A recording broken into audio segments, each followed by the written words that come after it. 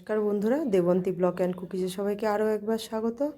ঘরে যখন বাচ্চারা সুজি খেতে চায় না বা ঘরে অনেকটা সুজি বেঁচে থাকে, তখন এইরকমভাবে একটা খাবার বানালে খাবারটা বেশ খেতেও সুন্দর আর বাচ্চারা আনন্দ করেও খেতে পারবে। তো চলুন বানানো যাক। এখানে সুজিটা আমি শুধু জল দিয়ে ভিজিয়ে রেখেছিলাম বেশ আধা ঘন্টার মতো। তারপরে এখানে একটা আলুর পুর বানিয়ে নিচ্ছি। এর মধ্যে আছে আলুটা সিদ্ধ করে নিয়ে এর মধ্যে তেল দিয়ে পেঁয়াজ আর 2 কলির মতো রসুন আর একটু আদা বাটা দিয়ে ভালো করে আলুটাকে এরকম মেখে নিচ্ছি। একদম খুন্তি দিয়ে ম্যাশ করে নিতে হবে। আপনাদের কাছে যদি ম্যাশার থাকে তাহলে সেটা দিয়েও ম্যাশ করে নিতে পারেন। সুন্দর করে ম্যাশ করে নিয়ে আলুটা যখন এরকম উঠে উঠে আসবে তখন পুরটা আমাদের রেডি হয়ে গেল। এবার পুরটাকে আমরা একটা কিছুর মধ্যে তুলে নেব। আর পুরের মধ্যে চাইলে একটু গরম মশলা বা একটু ভাজা মশলাও দেওয়া যেতে পারে। তো পুরটা তুলে নিয়েছি। তারপরে রান্নাটার জন্য আমাদের একটা ফ্রাইং প্যান লাগবে। আর এই রান্নাটার জন্য ফ্রাইং প্যানটাই বেস্ট, কারণ এটার মধ্যে খুব সহজেই মানে উঠে আসবে, লেগে যাবে না। কড়াই বা অন্য কিছুতে করলে লেগে যাওয়ার একটা ভয় থাকে। তো আমি এখানে সামান্য একটু তেল দিলাম।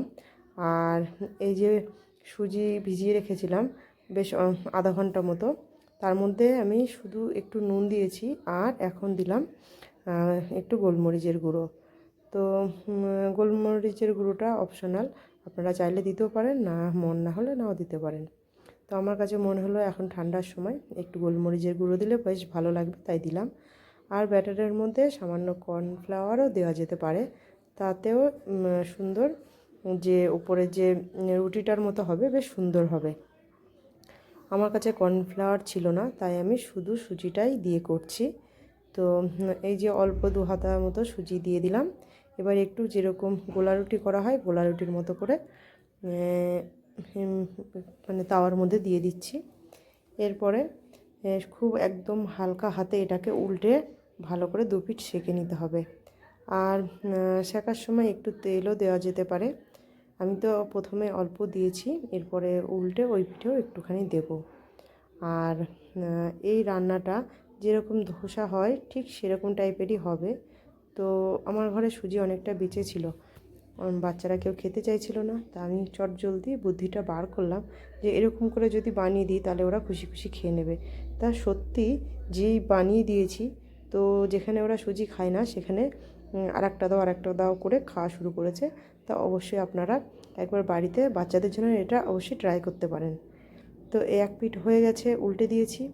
আর উল্টে দিয়ে মধ্যেখানে যে আলুর পুরটা বানিয়ে রেখেছিলাম সেই আলুর পুরটা দিয়ে দিলাম।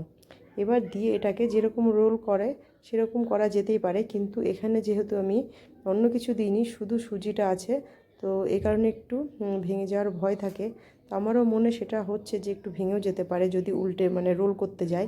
তো দেখছি হ্যাঁ, সেই রোল করতে গেলাম ভেঙে গেল।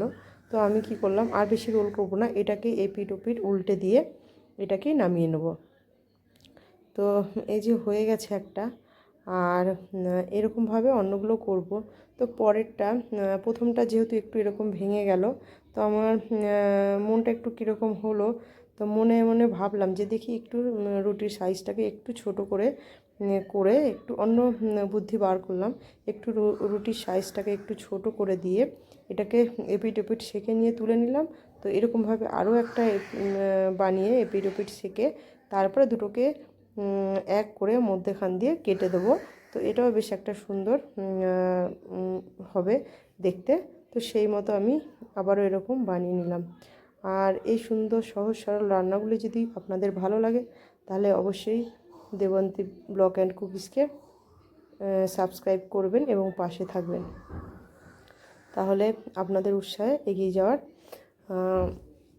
চেষ্টা করব। তো এই যে এইভাবে সবগুলো বানিয়ে নিচ্ছি।